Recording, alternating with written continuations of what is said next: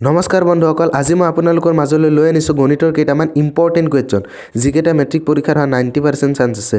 আৰু যিহেতু তোমালোকৰ গণিত কিতাপখন গোটেইকেইটা ইম্পৰ্টেণ্ট কুৱেশ্যন ক'বলৈ যাওঁতে ভিডিঅ'টো দীঘলীয়া হ'ব, সেয়েহে মই 1ৰ পৰা 5 নম্বৰ পাঠত থকা ইম্পৰ্টেণ্ট কুৱেশ্যন কেইটা ক'ম।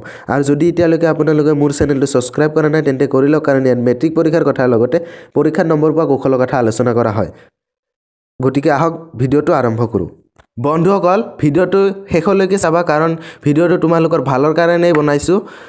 আৰু ভিডিঅ'টোৰ এটা প্ৰশ্ন তোমালোকে কমেণ্ট কৰিবা, 135 আৰু 225ৰ গসাগু কিমান? 1 45, 2 65, 3 90 আৰু 4 75।